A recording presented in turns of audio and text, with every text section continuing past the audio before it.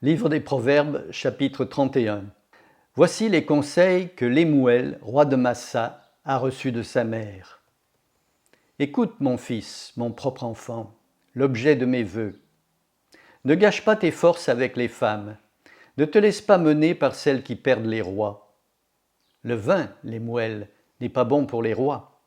Ce n'est pas à eux d'en boire, ni à ceux qui gouvernent de boire de l'alcool. S'ils s'enivrent, ils oublieront d'appliquer les lois et trahiront les droits des pauvres gens. Que l'on donne plutôt des boissons enivrantes à ceux qui vont mourir ou qui ont une vie misérable.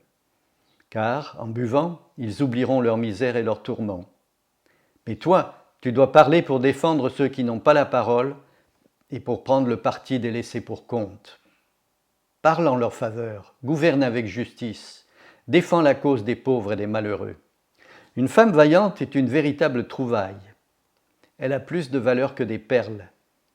Son mari place sa confiance en elle. Elle ne lui gaspille pas son bien. Elle ne lui cause jamais de tort, mais elle lui donne du bonheur tous les jours de sa vie. Elle se procure de la laine et du lin et travaille de ses mains avec ardeur. Pareil au navire marchand, elle amène de loin sa nourriture. Elle se lève avant le jour, prépare le repas de sa famille et distribue à ses servantes leur travail. Après avoir bien réfléchi, elle achète un champ et plante une vigne, grâce à l'argent qu'elle a gagné. Elle se met au travail avec énergie et ne laisse jamais ses bras inactifs. Elle constate que ses affaires vont bien, elle travaille même la nuit à la lumière de sa lampe. Ses mains s'activent à filer la laine, ses doigts à tisser des vêtements. Elle tend une main secourable aux malheureux, elle est généreuse envers les pauvres. Elle ne craint pas le froid pour les siens, car chacun dans sa maison a double vêtement. Elle se fabrique des tapis et porte des habits raffinés en lin pourpre. Son mari est un notable honorablement connu. Il participe aux délibérations du conseil de la ville.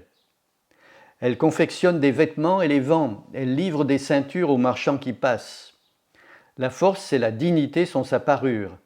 Elle sourit en pensant à l'avenir. Elle s'exprime avec sagesse. Elle sait donner des conseils avec bonté.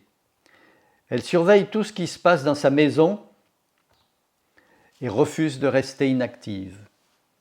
Ses enfants viennent la féliciter. Son mari chante ses louanges. Bien des femmes se montrent vaillantes, dit-il, mais toi, tu les surpasses toutes. Le charme est trompeur, la beauté passagère. Seule une femme soumise au Seigneur est digne d'éloge. Que l'on récompense sa peine, que l'on chante ses mérites sur les places publiques.